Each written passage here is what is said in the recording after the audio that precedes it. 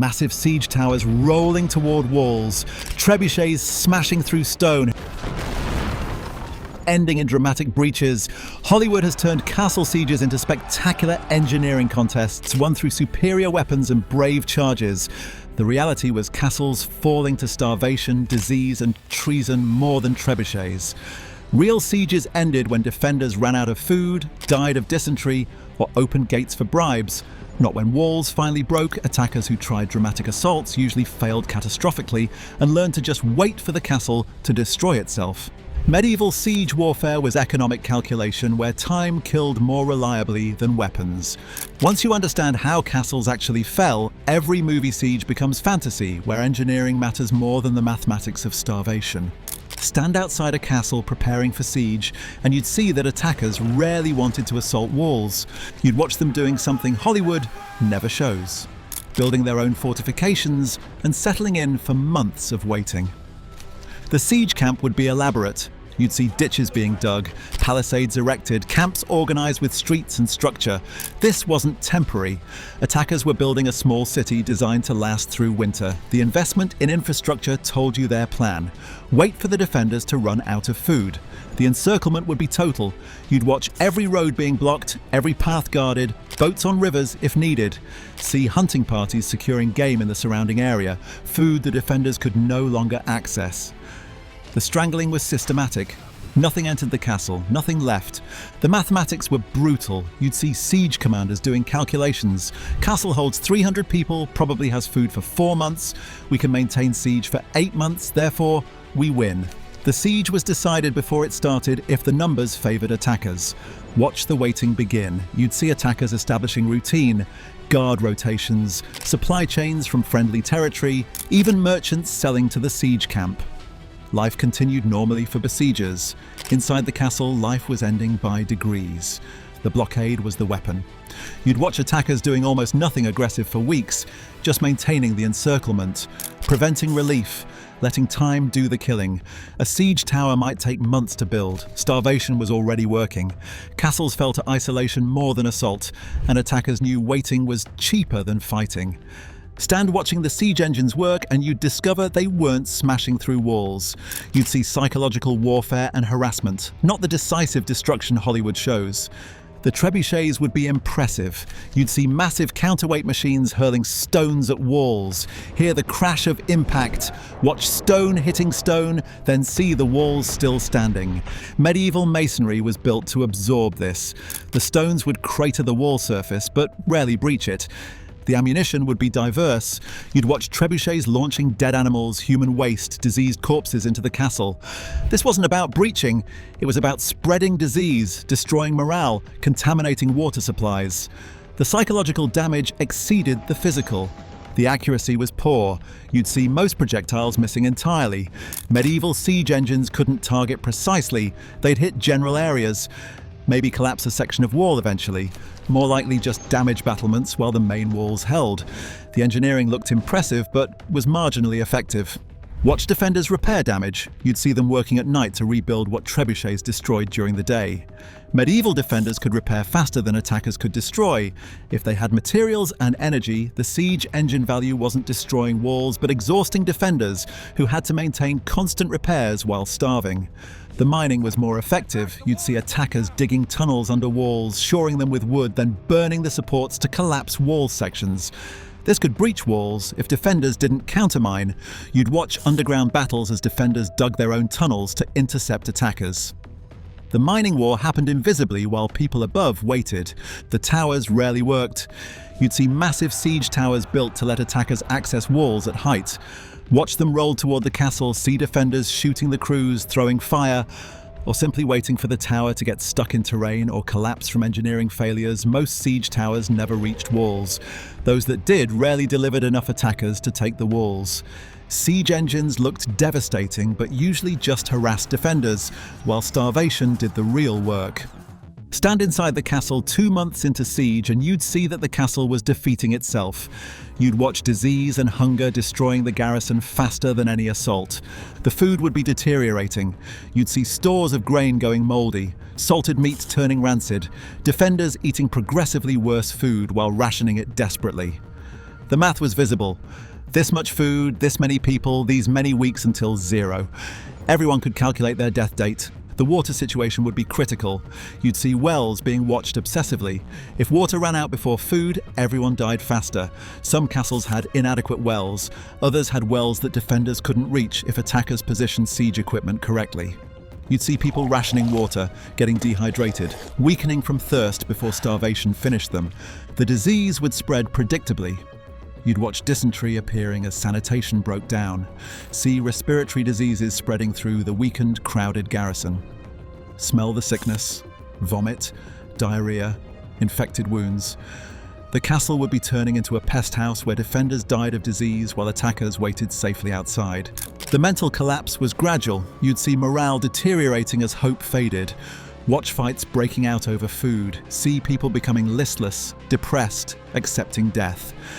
The psychological breaking was as important as physical starvation. Defenders who'd given up wouldn't fight even if relief came. Some garrisons expelled civilians. You'd see desperate measures, forcing women, children, elderly out of gates to conserve food. Watch them trapped between castle and siege lines, slowly dying in sight of both armies. Neither side would help them because helping reduced pressure on the enemy. The garrison strength would dwindle. You'd see defenders dying from hunger, disease, despair. Starting with 300 defenders, dropping to 200, then 100, then 50 barely functional men. The castle was defeating itself through biological attrition. Castles fell when defenders became too weak to defend, not when walls became too damaged to hold. Stand watching a bribe being negotiated and you'd see how most sieges actually ended. You'd discover that treason was more effective than trebuchets. The approach would be subtle. You'd see besiegers identifying which defenders were unhappy, desperate, or corruptible. A garrison commander being paid irregularly, a knight with gambling debts, a soldier whose family was threatened. The psychological intelligence was critical. The offers would be tailored. You'd hear promises of gold, land grants, pardons, safety for families, see besiegers understanding exactly what each defender valued and offering it. The negotiation was business transaction. What's your price for opening a gate? The traitor would be careful. You'd watch them waiting for opportunity. A night when guards were exhausted, a moment when the castellan was distracted, a chance to open a postern gate without being seen. The treason was patient, calculated, looking for the perfect moment. Some betrayals were collective. You'd see entire garrison sections negotiating together, soldiers deciding their lord's war wasn't worth starving for knights calculating that switching sides offered better prospects. The loyalty erosion was predictable after months of siege. The execution would be quick. You'd see a gate opening at midnight, besiegers flooding in before defenders realized what happened, the castle falling without a fight because someone inside decided silver was worth more than loyalty. The siege that might have lasted months ended in minutes. Some castellans discovered betrayals. You'd watch them executing suspected traitors, see the paranoia spreading. Nobody trusted anyone. The internal security measures weakened defense as much as the siege did. Defenders spent energy watching each other instead of watching attackers. The frequency was high.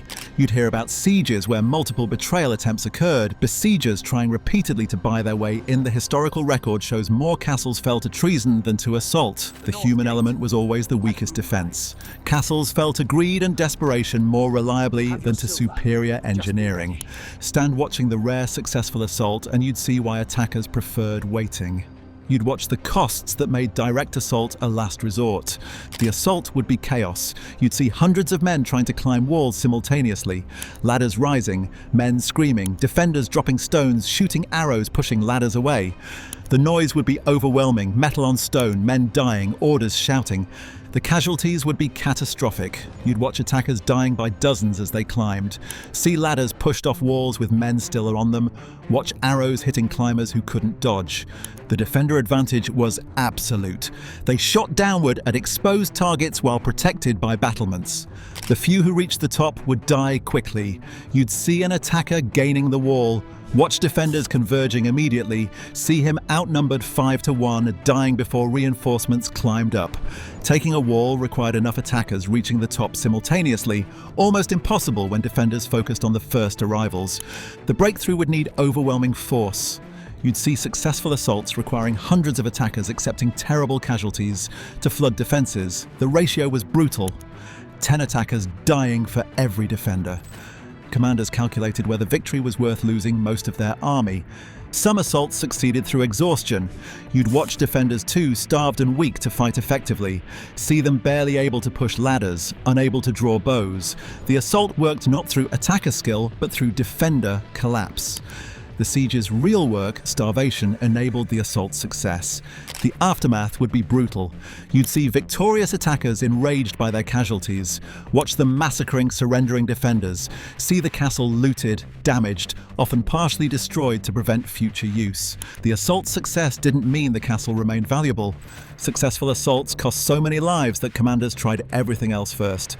Stand at surrender negotiations and you'd see how most sieges actually ended.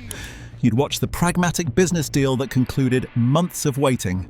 The terms would be negotiated carefully. You'd hear both sides calculating value. Defenders wanted safety for garrison, possession of personal property, right to leave with honor. Attackers wanted castle without further cost, possible prisoners for ransom, damaged fortress they could repair. The timing mattered critically.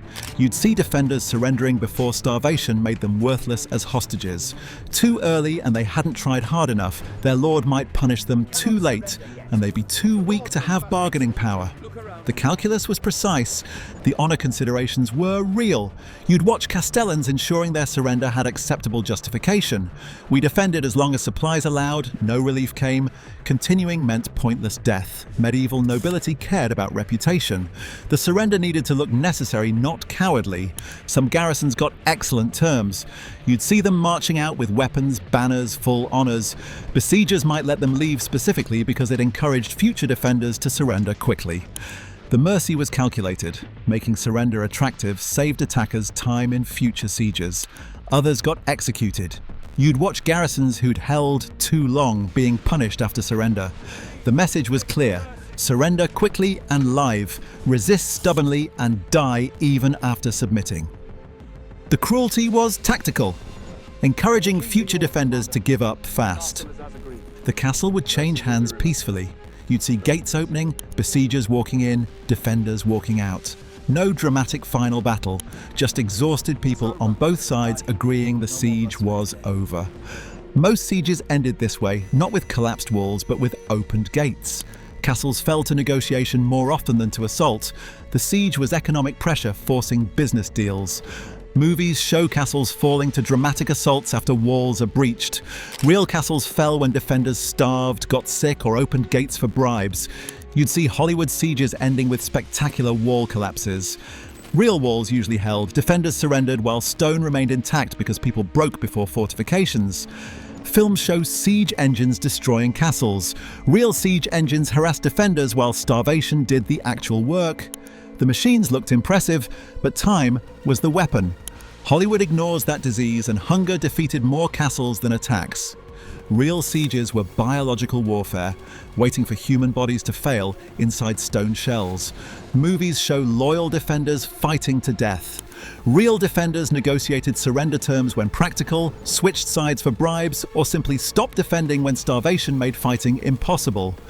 Films portray successful assaults as common. Real assaults were rare and costly. Commanders tried everything else first because direct assault meant losing most of your army even if you won.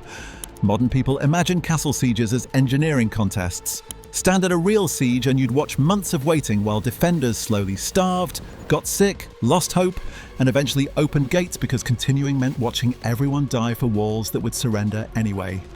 Castles didn't fall to superior weapons, they fell to math, time, and the reality that human bodies fail faster than stone walls break.